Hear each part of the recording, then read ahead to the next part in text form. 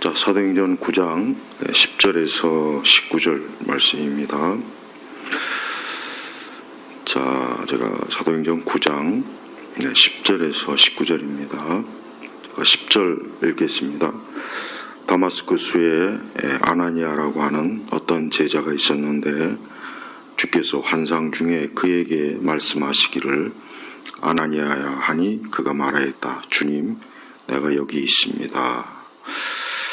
자, 하나님께서는 모든 사람을 또 아시고 또 그 중에 하나님께서 결국은 궁극적으로 하나님의 선택과 또 하나님의 그 은혜 안에서 하나님의 자녀들을 삼아주시고 그들을 또한 하나님의 교회 또 일꾼으로 또 하나님의 일에 필요한 그릇으로 하나님이 삼아주십니다.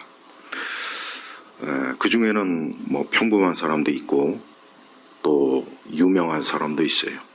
그래서 우리는 하나님께서 누군가를 부르신다, 또 선택하신다, 그를 붙잡아서 하나님의 사람으로 만드시고 세워주신다는 것을 우리가 알고 있어야 됩니다. 또한 우리는 어느 누구라도 하나님께 다 돌아올 수 있는 여지가 있는 거예요. 그러니까 우리가 누군가를 전도하고 복음을 전하고 그러한 일을 포기하면 안 돼요. 우리가 만약에 저 사람은 안 돼. 저 사람은 뭐 절대 신앙을 가질 수 없을 거야. 또 저 사람은 절대 교회 나오지 않을 거야. 그런 속단을 하면 안 되죠. 우리는 누구라도 하나님이 그를 부르시고 그를 세우시면 가장 악독한 자라도 또 가장 철저한 무신론자라도 반드시 그는 하나님께로 돌아옵니다.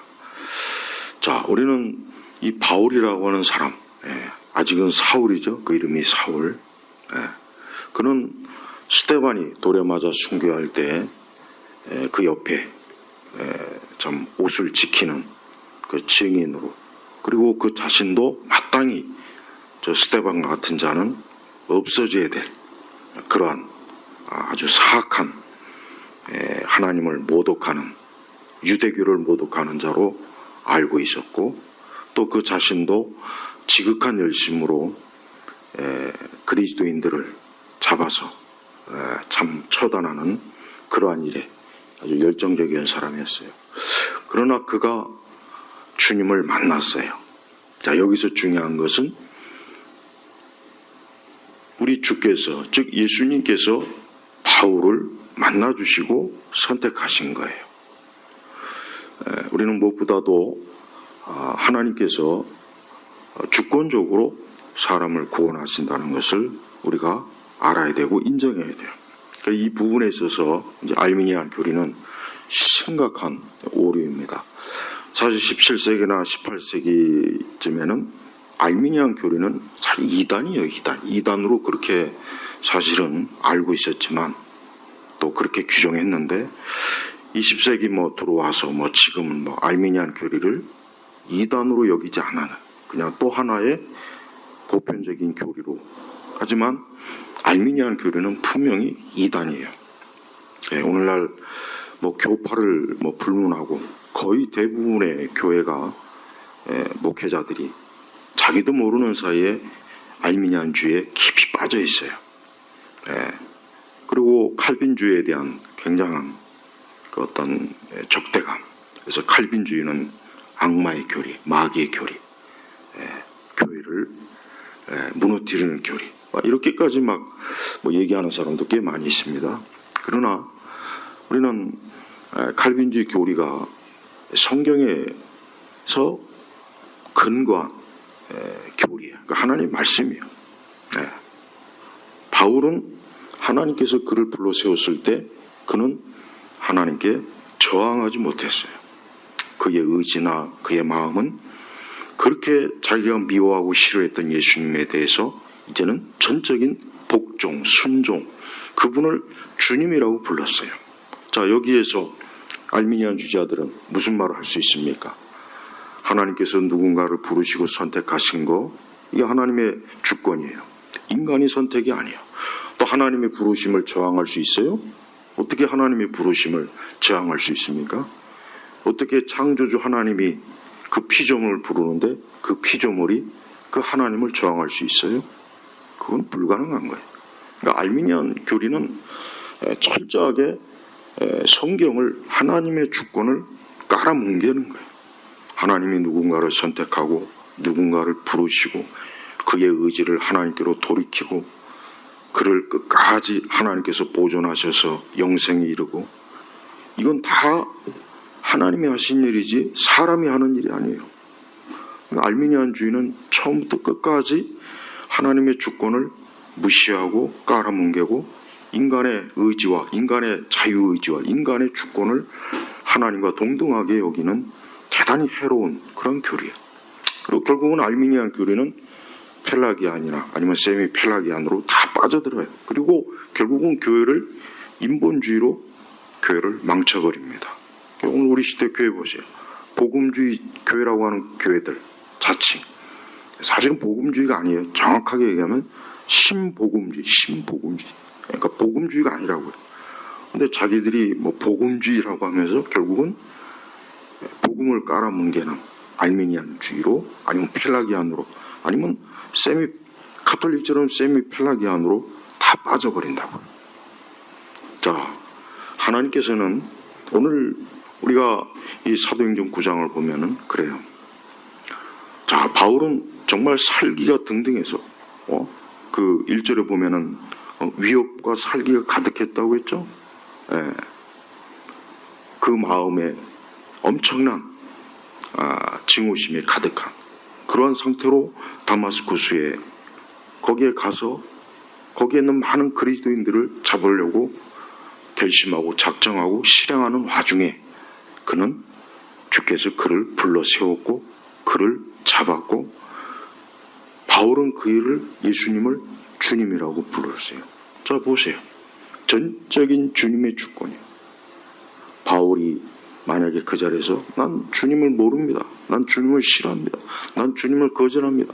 내 마음에 나는 주님을 선택하지 않겠습니다. 바울이 이랬습니까? 그럴 수가 없죠. 마찬가지예요. 모든 사람은 하나님의 부르심에 응답하는 거예요. 하나님이 누군가를 부르시면 그는 하나님께로 오게 돼 있는 거예요. 하나님의 부르심을 거절할 수 있다? 하나님의 부르심을 저항할 수 있다? 그게 성경에 어디 있습니까? 아니, 성경 전체에 그게 어디 있냐고요. 그러니까 우리는 알미니안주의를 숭배하고 또 알미니안주의에 빠져있는 많은 목회자들, 또 신학자들이나 또 아예 뭐 이런 거 저런 거 알지도 못하는 많은 일반 신자들은 철저하게 하나님의 주권을 받아들이고 믿어야 돼요. 저항할 수 없는 하나님의 그 궁극적인 은혜와 부르심과 선택과 예정이에요. 그래서 인간의 구원은 절대 사람에게 조금도 여지를 주지 않습니다. 오직 하나님이 그를, 누군가를 구하시고 부르시고 선택하면 그는 저항할 수 없는 그 하나님의 강력한 그 사랑의 은혜에 굴복할 수밖에 없는 거예요. 그래서 우리는 이 바울을 통해서 하나님의 이 구원의 주권이 얼마나 강력한가 우리가 알 수 있어요. 그래서 우리는 어느 누구도 하나님이 부르시면 그는 하나님께로 나올 수 있는 거예요. 그러니까 우리는 누군가에게 복음을 전할 때, 또 우리는 이 땅에 이 복음의 전파나 누군가 하나님께로 돌아오는 일을 오직 하나님에 의해서, 하나님의 권능과 그분의 지혜와 그분의 섭리 가운데서 되는 거로 알고 있으면 되는 거예요. 그렇게 보면은 오히려 하나님의 선택이 없고 하나님의 구원이 없는 그들이 영혼이 불쌍하고 사실은 가련한 겁니다. 만약에 하나님께서 바울을 선택하지 않고 불러 세우지 않았다면 바울은 끝까지 그리스도인과 교회를 핍박하다 결국은 멸망에 이르렀을 거예요. 그러나 하나님께서는 바울을 붙잡았어요. 바울을 선택해서 바울을 예정한 거예요. 그에게 하나님의 구원과 하나님의 살아계심과 그리스도의 부활과 그분의 영광을 그대로 바울에게 드러내 주신 거예요. 그래서 바울은 거기에 철저하게 무릎을 꿇고 예수님을 주님이라 주님이라, 전에는 나사렛 예수 괴수 그렇게 부르던 사람이 이제는 주님을 왕, 나의 주, 나의 주인, 나의 절대적인 통치자, 이렇게 한순간에 바꾼 거예요. 그거는 하나님의 능력입니다. 자, 이제 하나님께서는 바울에 대한 하나님의 계획을 하나하나 찬찬히 이제 진행하고 있습니다. 아나니아라고 하는 어떤 무명의 하나님의 사람이 있었는데, 하나님은 그에게 나타나서 사울이라고 하는 5사람을 찾아라, 보아라, 그가 기도하고 있다. 그리고 그가 있는 곳까지 그 아나니아에게 하나님께서 알려주셔요. 바울은 지금 뭐하고 있습니까? 11절에 보니까 보아라, 그가 기도하고 있다. 기도하고 있다.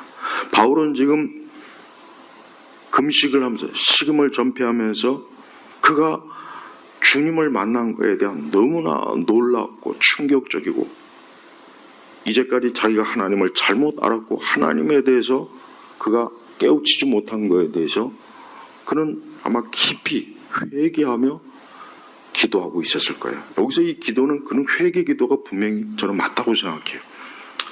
그 사울이 그 그리스도를 증언하다 돌에 맞아 죽을 때 자기는 그 옆에 있었어요.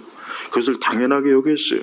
또 성도들을 또 붙잡아다가 그가 예루살렘으로 끌고 오려고 가는 와중에 그가 주님을 만났을 때, 그는 그 살아계신 우리 주님, 부활의 주님을 만나고 나서 이제까지 자기의 바울의 모든 인생관이 다 무너지고 오직 그리스도로 다시 세워지는 거예요. 그렇습니다. 예수님을 믿는다는 것은 이제까지의 모든 자신의 개인적인 주관과 생각과 사상과 이념과 어떤 그 모든 것들을 어때요? 다 이제 버리는 거예요. 무너뜨리는 거예요. 무너지는 거예요. 그리고 그것의 자리에 이제는 그리스도, 예수 그리스도가 이제는 모든 것의 초석, 반석, 기초가 되는 거예요. 그래서 우리는 그리스도에게 돌아왔을 때, 우리가 예수님을 믿을 때 우리 자신도 계속해서 자기를 부인하고 오직 그리스도만이 드러나는 그러한 믿음과 또 삶을 우리가 살도록 해야 됩니다. 하나님께 기도하는 중에 하나님께서는 그를 보았어요. 하나님이 이 사울이 기도하는 걸 보았습니다. 그는 아무도 모르는 조용한 곳에서 기도하고 있었지만 하나님은 그를 보고 계셔서 그가 기도하고 있다는 것을 아나니아에게 전해줬어요. 자, 우리가 기도할 때 주님이 보셔요. 우리가 기도할 때 주님이 보신다는 사실을 꼭 알고 있어요. 우리가 골방에서 기도하던, 아니면 우리가 어떤 사무실에 조용히 앉아서 기도하건, 집에서 기도하건, 예배당에서 기도하건, 혼자 기도하던, 둘이 기도하던,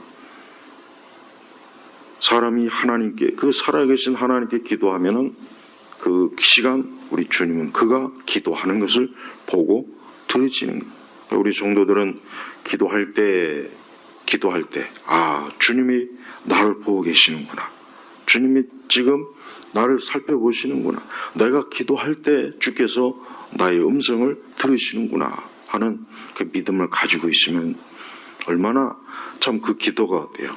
기도가 지루하거나 기도가 힘들다, 기도가 참 어렵다, 이런 말은 아마 하지 않을 게 저는 분명하다고 생각해요.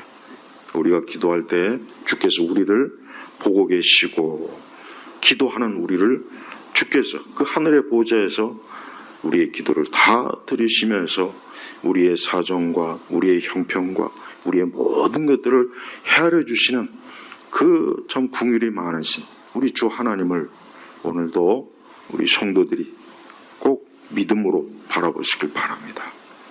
아나니아는 하나님께서 그에게 말씀하신 그로 인해서 주께서 그에게 이 사울을 알려주셨을 때, 그러나 아나니아의 마음속엔 이 사울은 아유 교회를 핍박하고 우리 그리스도인들을 엄청나게 참 흉하게 좀 잔인하게 다루는 그 사람입니다 하고 아나니아에게 주님께 그 일에 대해서 항변을 했어요. 그러니까 아나니아는 이 사울에 대한 소문, 또 사울에 대한 그 말을 여기저기서 전해 들었던 게 분명하죠. 그러니까 이 아나니아는 주께서 그에게 사울을 찾아가라 했을 때 굉장히 거부감이 강하게 들었던 겁니다. 그러나 주께서는 15절에 오니까 주께서 그에게 말씀하시기를 가라. 이 사람은 이방인들과 왕들과 이스라엘 자손들 앞에서 내 이름을 전하도록 내가 택한 그릇이기 때문이다 그랬습니다. 그러니까 하나님께서는 이 사울이 앞으로 어떻게 주를 위해서 살아가야 되는지에 대해서 미리 이 아나니아에게 얘기해 준 거예요. 그러면서 보니까 가라. 이 사람은, 여기서 이 사람은 누굽니까? 앞으로 사울이 이제 바울로 되죠. 바울을 얘기하는, 지금 기도하고 있는, 주님을 만나고 난 이후에 충격을 받고 조용히 숨어서 기도하고 있는 이 사람, 이 사울, 이제 이 바울이 뭐예요? 이방인들과 왕들과 이스라엘 자손들 앞에서 내 이름을 전하도록 내가 택한 그릇이기 때문이다. 내가 택한 그릇이기 때문이다. 그랬어요. 그러니까 우리는 하나님께서 이 바울을 이제 앞으로 어떻게 쓰십니까? 이제는 이 바울을 복음을 전하는 자로 쓰시는, 예수 그리스도의 이름을 전하는 자로, 증거하는 자로 하나님께서 쓰시겠다 하고 아나니아에게 알려주는 거예요. 그러면서도 그는 어때요? 16절에 보니까 그가 내 이름을 위하여 얼마나 많은 고난을 겪어야 할지를.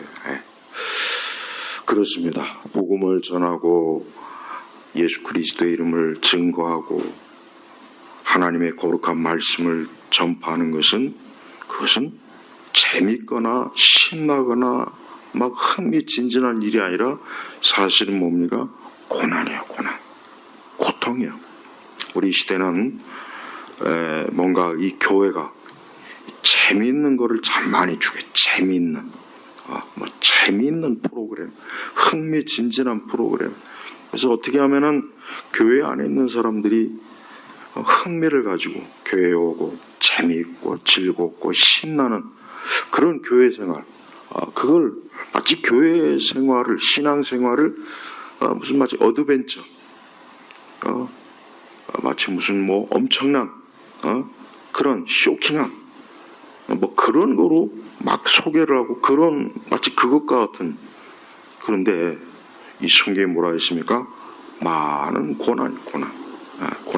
그래서 우리 교회나 우리 그리스도인들은 우리의 신앙과 우리의 믿음과 이 모든 것들이 많은 고난으로 어려움을 당하는 거예요. 그게 마땅한 거예요. 그래서 바울은 역시 이 말씀 그대로 앞으로 그는 정말 많은 고난을 당해요. 그 스스로가 정말 자기가 어떤 고난을 당했는지 그가 그러한 사실을 신약성경 서신에 드러내지 않았습니까? 그래서 굶주리고 매맞고 파선하고 정말 말로 다 할 수 없는 고통과 괴로움을 그는 유대인들과 이방인들로부터 겪었어요. 그러니까 주님의 말씀, 이 말씀 그대로 바울은 정말 많은 고난을 겪은 거예요. 그래서 이 모든 일에 우리 주님은 바울이 앞으로 걸어가야 될 그 길을 아나니아에게 알려준 것입니다. 하나님께서는 지금도 주를 위해서 이렇게 고생하고 고난당하고 이렇게 핍박을 받고 어려움을 당할 그러한 일들을 하나님의 일꾼들에게, 우리 성도들에게 하나님께서 어때요? 그 앞에 마련해 놓으셨어요. 그러니까 우리는 그러한 어떤 고난과 어려움을 이상하게 생각하지 말고 이건 당연한 것이구나. 당연한 것이구나. 그래, 내가 신앙으로 인한 고난과 어려움은 당연한 거다. 우리 예수님께서도 많은 고난을 당하셨죠. 여기 주의 종들, 이 바울도 또 베드로도 그렇고 야고보도 그렇고 야고보는 가장 먼저 순교를 당하지 않습니까? 그 다음에 요한은 나중에 밤모섬에 유배를 당하지 않습니까? 또 구약에 있는 선지자들은 얼마나 많은 핍박을 당합니까? 고난이에요, 고난. 우리는 이 땅에서 우리가 이 고난의 형태는 다양해요. 다양합니다. 그러나 그리스도를 믿는 것으로 인해서 우리가 당하는 다양한 고난을 우리는 당연하게 여기고 또 믿음으로 기도로 잘 이겨내야 돼요. 그래서 우리의 모든 삶에 있어서 우리가 그리스도를 높이고 주님을 드러내고 주님을 따르고 주님과 함께하는 이 모든 일에는 고난이 있다. 어려움이 있다. 믿지 않는 저 모든 사람들은 어때요? 자신의 길을 가요. 자신의 길. 13절에 보니까 여기에 아나니아가 뭐라고 이제 아까 얘기했냐면 주님, 내가 이 사람에 대하여 많은 이들로부터 들었는데, 그랬죠? 들었어요. 워낙 이 사울이 아주 악명 높은 사람이었던 거예요. 아주 막. 예루살렘에서 주님의 성도들에게 많은 해를 끼치고, 주님의 성도들에게. 이 성도란 표현이, 이 단어가 이 서신서에서 가장 처음 나오는 거예요. 그러니까 그리스도인을 성도로 표현한 게 바로 지금 이 사도행전 9장 지금 오늘 13절에 이게 최초예요. 성도, 말 그대로 거룩한 도를 쫓는 복음을 믿고 복음을 받아들이는 그런 사람이죠. 이 논어에 보면은 이 유명한 이 공자의 말이 있죠. 아침에 도를 들으면 저녁에 죽어도 좋다. 이 공자가 한 말 유명한. 그래서 논에 보면은 조문, 도석, 사가라는 말이에요. 아침에 도를 들으면 저녁에 죽어도 좋다. 근데 그 공자가 말하는 도는 여러 가지로 해석이 돼요. 여러 가지로. 어떤 사물의 이치, 어떤 인간의 운명 등등 여러 가지로 있지요. 저는 공자가 과연 이 복음을 만약에 들었다면 과연 어떻게 반응할까 좀 궁금합니다. 이 복음이야말로 사실 진정한 도예요. 도. 진정한 길이라는 거예요. 그래서 주님의 성도들에게, 그러니까 그리스도인을 최초로 성도로 표현한 게 지금 오늘 이 말씀입니다. 바울도 이제 이 성도란 말을 계속 써요. 그러니까 우리 그리스도인들은 주님의 성도들이에요. 우리는 무엇보다도 우리 그리스도인들은 주님을 따르는, 주님과 함께하는, 주님과 동행하는 그러한 사람들. 그래서 우리를 성도라고 한 거예요. 물론 우리 자신이 뭐 완벽하거나 흠이 없거나 뭐 정말 머리끝부터 발끝까지 모든 면에서 뭐 아주 무음한 정말 뭐 하나 트집 잡을 게 없는 그런 사람이란 뜻이 아니에요. 그게 아니라 우리는 믿음으로 예수님을 믿는 사람들이에요. 예수님을 따라가는 사람들, 예수님의 인도를 받는 사람들이에요. 그러니까 우리가 이 성도라는 것을 오해하면 안 돼요. 우린 자신이 죄인이고 우리의 흠과 우리의 더러움과 우리의 어리석음과 우리의 악함을 우리가 알지 않습니까? 그것만 가지고는 우리는 성도라고 사실 부를 수가 없어요. 근데 왜 성도라고 부릅니까? 예수님 때문에 성도라고 부르는 거예요. 예수님 때문에. 마치 우리의 몸을 옷으로 가리잖아요. 우리의 몸을 옷으로 가려요. 깨끗한 옷, 좋은 옷으로, 또 심지어 명품으로 옷을 가리고 치장하지 않습니까? 하지만 벗겨놓으면 다 똑같아요. 왕이나 뭐 부자나 대통령이나 뭐 대단한 사람들, 뭐 그들은 뭐 팔이 세게 달렸습니까?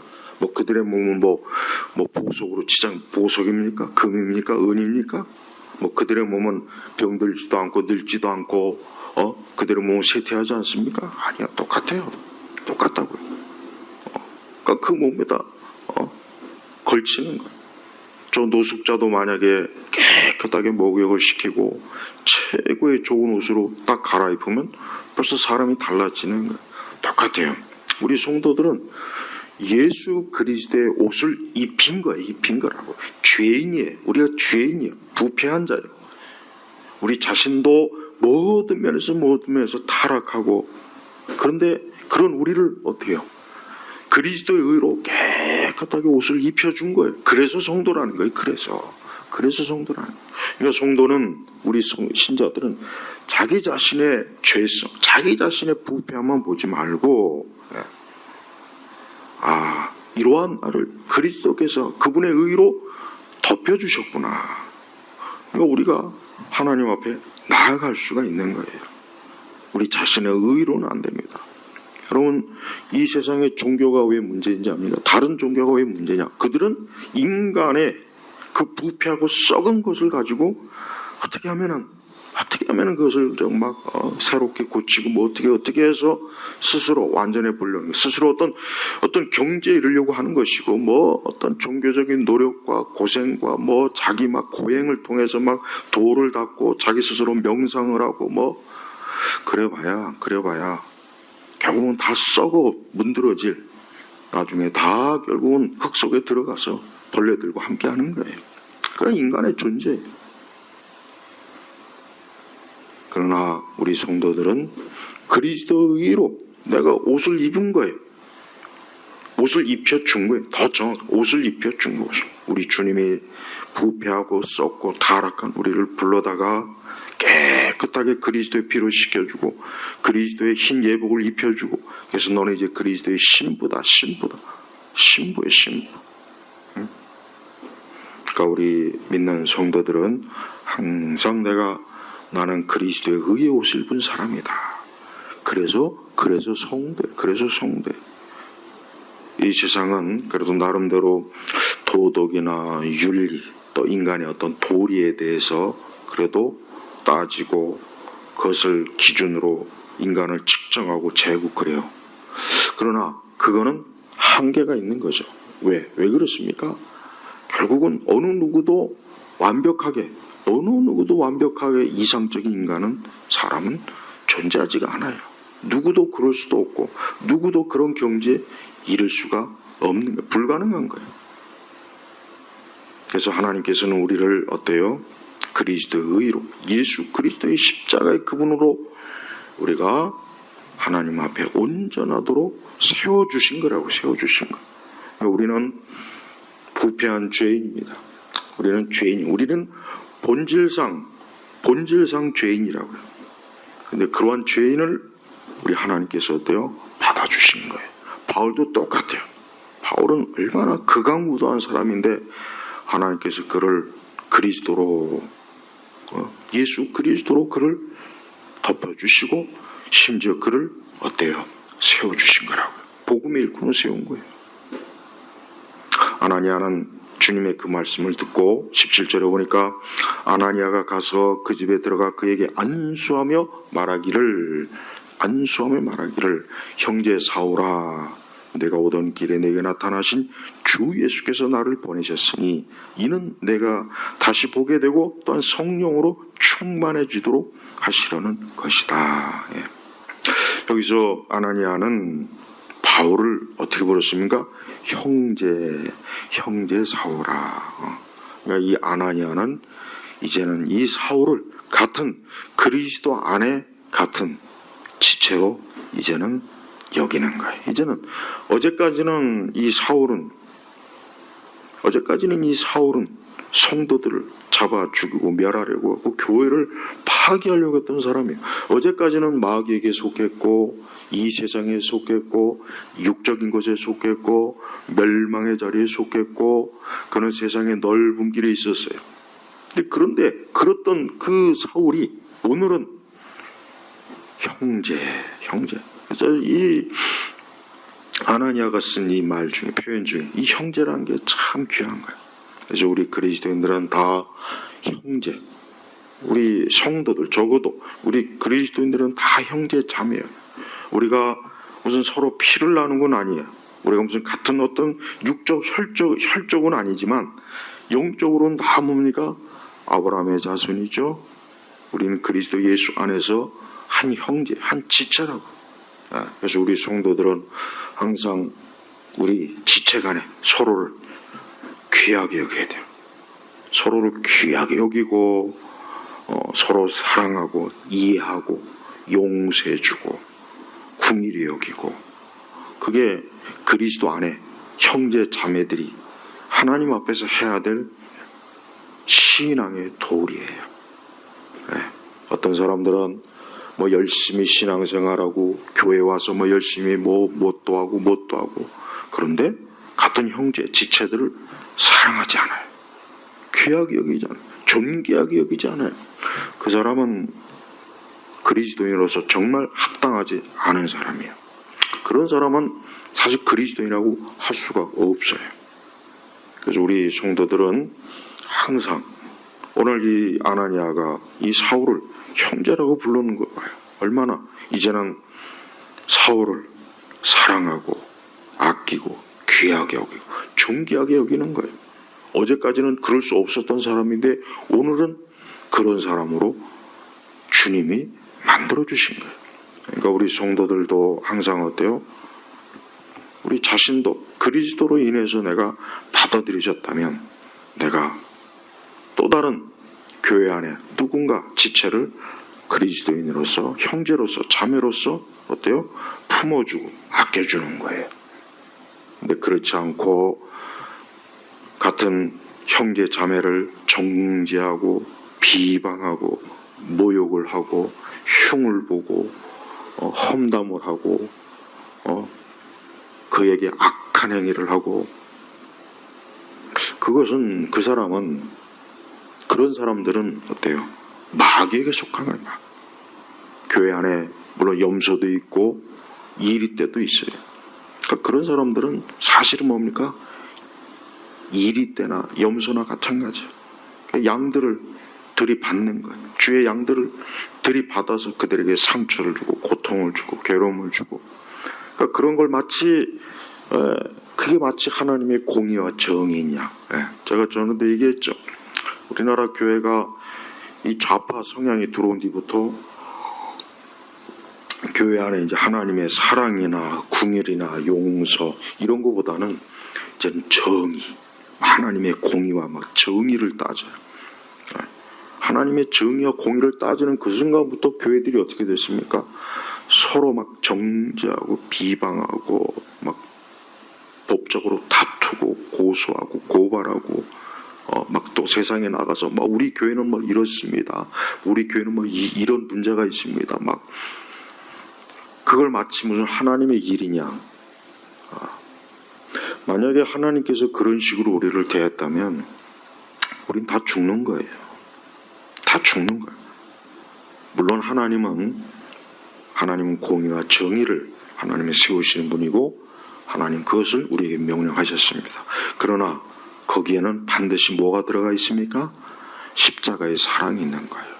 십자가의 사랑이 있는 거예요. 죽어야 될 자, 마땅히 죽어야 될 자를 살려주시는 그리스도의 십자가 있는 거예요. 죄인은 죽어야 돼요. 그래, 죄인은 하나님의 공의에 의하면 마땅히 죽어야 돼요.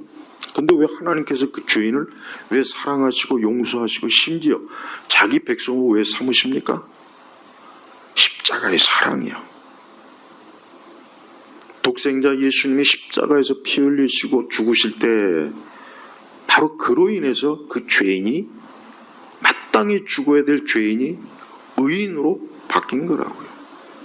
그래서 여러분 우리 교회 안에 이 좌파 성향, 좌파 신학자, 좌파 목사들 정말 조심해야 돼요.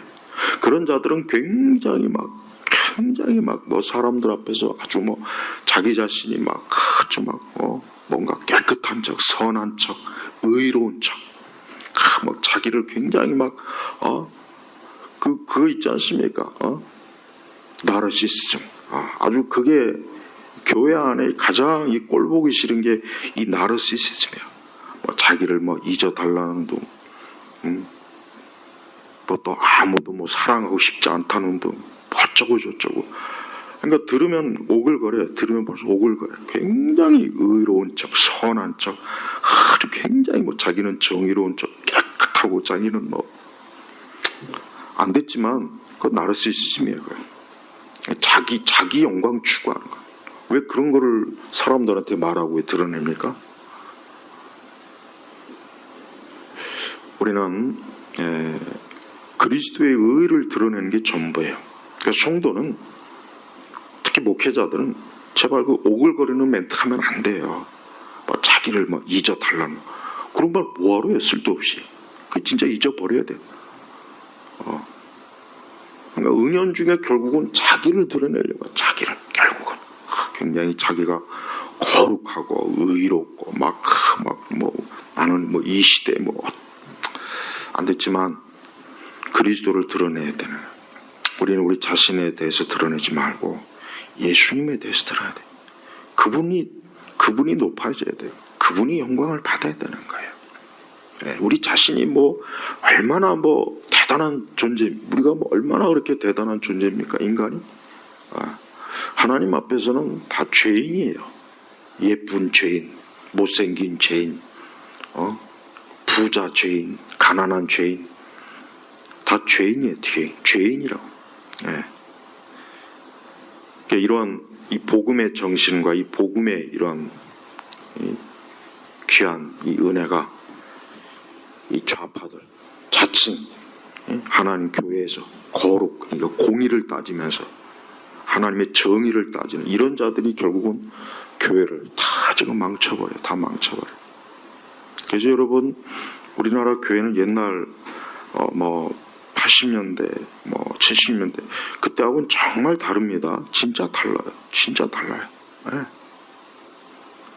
그러니까 분명히 교회인데 그 안에는 그리스도의 양들이 아니라 늑대와 이리들이 더 많아요. 그러니까 이런 자들은 평소에는 가만히 있다가 어떤 문제가 일이 생기면은 그때부터 이제 본성이 드러나는 거예요. 잡아들고 물어뜯고 막 온갖 싸움과 다툼을 조장하고 분열. 이게 바로 뭡니까? 이게 그리스도의 정신하고는 전혀 맞지 않는 거예요. 우리는 우리 자신이 부패한 죄인이요. 우리 자신도 벗겨나봐야 별 볼 일 없는 거예요. 여러분, 사람을 난 우리 한국교회 보면은 뭐 제가 무슨 뭐 대단한 사람도 아니니까 뭐 한국교회라는 말도 참 쓰는 것도 좀 그래요. 이제 그런, 그러니까 보면은 굉장히 사람들을 대단하게 여기는 막 그런, 그러니까 그러니까 교회도 그리스도인들도 별 수 없어요. 여러분, 세상은 봐요. 세상은 좋은 학교 나오고 뭐 많이 배우고 돈이 많고 뭐 집안이 좋고 뭐 세상 기준이 그거예요. 별거 없습니다. 뭐 겉으로 고상한 척하지만 결국 따지고 보면 다 그거예요. 결혼정보회사 보세요. 등급이 다 있어요. 무슨 뭐 소나 돼지도 아니고 등급 따지고 있습니다. 여러분, 인간은요 등급을 따집니다. 따져요. 뭐 너희 집이 몇 평이냐, 너 학교 어디 나왔느냐, 너 1년에 연봉 얼마나 받느냐, 뭐 어쩌고 다 따집니다. 근데 그리스도인들도 그거 따져요. 그리스도인들도 똑같아요. 난 이제까지 그렇지 않은 걸 본 적이 없어요. 똑같아요. 그러니까 인간이 별거 없다고요. 우리가 하나님 믿는다, 예수님 믿는다 했을 때 그 앞에서 등급 따지면 안 돼요. 그 앞에서 등급 따지면 안 돼요. 근데 따지고 있더라고요, 보니까. 그러면은 본인은, 자신은 얼마나 대단한. 그러니까 하나님 앞에서는 다 죄인일 거예요, 죄인. 부패한 죄인이라고. 자기의 죄성을 모르고, 죄 본성을 모르고, 굉장히 자기를 의로운 척, 거룩한 척, 굉장히 자신을 대단한 척, 자기 자신은 아주 뭐 하나님의 그런 그 위선은 자기의 죄성을 본다면 그런 위선은 절대 나올 수가 없는 거예요. 여러분, 아나니아는 사울을 형제라 그랬어요. 아나니아가 사울에 대했을 때에서 당신이 예전에 얼마나 교회를 핍박하고 우리 성도들을 핍박하고 스데반 집사가 돌에 맞아 죽는데 당신이 그 앞에서 그거 얼마든지 얘기할 수 있어요. 얼마든지 그거 따질 수 있습니다. 그러나 아나니아는 일체 그런 말 안 하고 형제 사울아 형제 사울. 물론 좌파 목사들은 절대 그렇지 않죠. 이 좌파 성향의 기독교 매체 목사들, 신학자들 그런 교회들을 보면은 굉장히 자기 자신들이 굉장히 거룩하고 특히 정의롭고 공의롭다는 걸 아주 사방팔방에 막 그냥 아주 광고를 하더군요. SNS에 유튜브에 페이스북에 X에 보면은 근데 인간이 살아가면서 과연 자기 자신이 얼마나 스스로 완벽하고 완전한지 인간이 살아가면 살아갈수록 자기 자신이 무너진다는 걸 알게 돼요. 자기의 인생, 자기의 삶, 자기의 육체, 자기의 마음, 자기의 지성, 자기의 모든 것들이 서서히 무너진 거예요. 그리고 그 끝은 죽음이에요. 우리 그리스도인들은 오늘 이 아나니아가 사울을 형제라고 부른 거에 대해서 정말 이것이 얼마나 중요한지를 알아야 돼요. 주께서 우리를 형제, 주님이 우리를 사랑하시고 긍휼히 여기시고 불쌍히 여기시고 받아주시고 용서하시고 이게 기독교예요. 이게 기독교. 기독교가 다른 종교와 다른 건 다 요거예요. 요거. 다른 종교도 좋은 말 많이 해요. 다른 종교도 좋은 말 많이 하고 좋은 거 많아요. 그러나 십자가의 사랑은 없어요. 그건 정말 없다고요. 근데 기독교도 그런 그리스도의 십자가의 사랑을 옆에다 치워버리고 다른 걸 자꾸 내세우고 시작하는 순간부터 교회가 어때요? 교회가 시끄러워지고 혼란해지고 기독교로 위장한 이 늑대와 이리떼들이 기독교 단체, 기독교 언론, 기독교 목사, 기독교 신학자로 양의 탈을 뒤집어 쓰고 교회 안에서 분탕질을 하고 온갖 분란과 싸움과 분쟁과 험담으로 우리 성도들은 항상 내가 그리스도께로부터 어떠한 은혜를 받았는지부터 좀 생각해요. 나라는 존재 자체가 얼마나 대단하길래 얼마나 뭐가 있어서 그게 아니에요. 우리 자신이 그리스도께로부터 받은 은혜와 사랑을 깊이 생각하면 우리는 자기 부인밖에 없고 우리는 예수님밖에는 할 말이 없는 사람이에요. 그리스도밖에는 할 말이 없어요. 그리스도만 높여야 돼요. 오직 그분만이 영광을 받아야 돼요. 나의 보잘것없는 의로운 말, 행동, 이걸 가지고 굉장히 그 나르시즘에 빠져가지고 자기 사랑에 푹 빠져가지고 그런 책도 쓰고 설교도 하고 그럴 시간 있으면은 그리스도의 십자가를 증거하는 게 100번, 1000번이고 사실은 그게 맞는 건데. 아나니아는 자기의 이름으로 온 것이 아니고 또 자기의 능력으로 온 것이 아니고 여기 뭐라 그랬습니까? 내가 오던 길에 내게 나타나신 주 예수께서 나를 보내셨으니 봐요. 아나니아는 자기를 드러내지 않잖아요. 주 예수님을 드러내잖아요. 나를 보내셨으니 누가 보냈다고요? 예수님이 보냈잖아요. 이는 내가 다시 보게 되고 또한 성령으로 충만해지도록 하려는 것이다.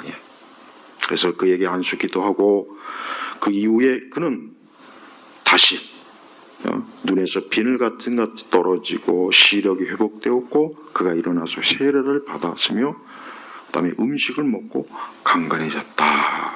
하나님께서는 우리 주님께서는 바울의 육체적인 것, 영적인 모든 것들을 다시 온전하게 세워주신 거예요. 이제 바울은 그 이전에 그러니까 사울이 아니, 그 이전에 사울이 아니, 이제 더 이상 사울은 죽은 거예요. 십자가에 못 박힌 거예요. 그러니까 우리 그리스도인들은 자신의 존재가 그리스도의 십자가에 못 박히고 오직 그리스도만이 드러나도록 오직 우리는 일생토록 우리에게서 그리스도만이 드러나도록 해야 돼. 우리의 불완전함, 우리의 부패, 우리의 죄성, 우리의 허물 얼마나 많습니까? 그러나 그 모든 것들이 그리스도의 십자가에서 다 가려지고 우리는 오직 그리스도만이 높여지는 거예요. 그리스도를 높이지 않고 그리스도를 드러내지 않고 그리스도로 세워지지 않는 인생은 결국은 끝나는 거예요. 그것으로 허무한 게 끝나는 거예요. 그러니까 이 땅에 예수님 믿지 않는 사람들의 모든 걸 봐요. 예수님 믿지 않는 유명한 사람들, 유명한 배우, 감독, 철학자, 정치가, 예술가. 사실 세상에서 유명하다는 사람들 보면은 영적으로 하나님의 자녀는 거의 없어요. 사실은 안 됐지만 거의 없어요. 그냥 육적으로. 헐리우드의 그 유명한 배우들 보면은 에이즈로 죽은 사람이 얼마나 많은지 모릅니다. 헐리우드 옛날 그 배우들. 말로 다 할 수 없이 에이즈로 많이 죽었어요. 그러니까 여러분, 우리 성도들이 자꾸 유명한 사람, 대단한 사람, 대단한 인물, 세상에서 이름나. 그 보면은 이런 유튜브나 SNS나 여러 뉴스 이런 거 보면은 세상에 그런 사람들 막 드러내고 집을 몇십억 샀다, 몇백억짜리다, 유명하다, 무슨 노벨상 받았다, 무슨 대단한 명성을 얻었다. 온통 세상은 어때요? 자기 자랑이에요, 자기 자랑. 교회도 자기 자랑아, 교회도 많은 목회자도 자기 자랑. 하지만 그리스도 외에는 그 모든 것들은 다 피조물이에요. 보잘것없는 거예요. 우리는 예수님, 우리 자신이 예수님만 우러러보고 예수님만 바라봐야 돼요. 우리는 성삼위 하나님 그분을 향해서 사는 거예요. 그분을 높이고 그분을 노래하고 그분을 흠모하고 그분에게 소망을 거는 거예요. 그 앞에서 이 땅의 모든 것들은 다 쓰레기예요, 쓰레기. 그냥 떨어진 낙엽이에요. 오늘 우리 주님께서는 그분의 영광과 능력으로 가장 사악한 죄인을 주 앞에 의로운 자로 세워주시는 놀라운 것들을 우리에게 보여주셨습니다. 우리 자신도 그 앞에서 역시 우리가 바울과 같은 대단한 사역은 아니지만 우리 역시 동일한 거예요. 우리 역시 하나님께서 악독한 죄인을, 사악하기가 말로 다 할 수 없는, 더럽기가 짝이 없는 우리를 주님이 불러주신 거예요. 그러니까 오늘은 그분 안에서 내가 살아가는구나. 내일도 그분 안에서 살아가는구나. 내 일생 전체가 주님 안에서 살아가는구나 하는 걸 좀 알아야 됩니다. 우리 온 교우들이 오늘 무엇을 생각합니까? 누구를 생각합니까? 어떠한 상황에 있습니까? 어떠한 계획이 있습니까? 근데 그것이 그리스도에게 맞습니까? 예수님과 어울립니까? 예수님이 기뻐하십니까? 예수님과 함께 하는 겁니까? 항상 거기에 초점을 해야 돼요. 뭘 하든 뭘 계획하든 어디에 언제나 우리 성도들은 그리스도 그분을 기준으로 인생을 살아야 돼요. 오직 그리스도예요. 오직 예수님이에요. 그분만이 모든 피조물 위에 설 뿐이에요. 저는 이 땅에 있는 모든 사람들이 오늘도 예수님을 사랑하고 그분을 높이고 그분을 노래하고 그분을 위해서 영화를 만들고 드라마를 만들고 그분을 위해서 축구 경기가 이루어지고 그분을 위해서 정치가 진행되고 그분을 위해서 회사와 모든 기업이 운영되고 그분을 위해서 모든 것들이 세워진다면 얼마나 이 땅이 좋아지겠습니까? 우리 온 성도들이 오늘도 예수 그리스도 그분을 꼭 바라보시고 살아계신 그분이 지금도 여러분을 보시고 여러분을 어루만져 주시고 여러분의 염려와 근심도 헤아려 주시고 여러분의 앞날도 준비해 주시고 이 다음에 장차 영원한 처소 천국에서 우리와 함께 하실 겁니다. 오늘도 주님을 믿고 바라보면서 그분 안에 사시길 주의 이름으로 축복합니다. 하나님 아버지 감사합니다. 우리의 죄로 말하면 우리는 마땅히 죽어야 되지만 우리 주께서 우리를 살려주시고 건져주셔서 주의 자녀로 삼아주신 거 감사합니다. 오늘도 우리 성도들이 그리스도 안에서 주님을 바라보며 하나님을 영화롭게 하는 그런 복된 인생이 되도록 오늘 하루도 인도하옵소서. 예수 그리스도의 이름으로 기도 올렸습니다. 아멘.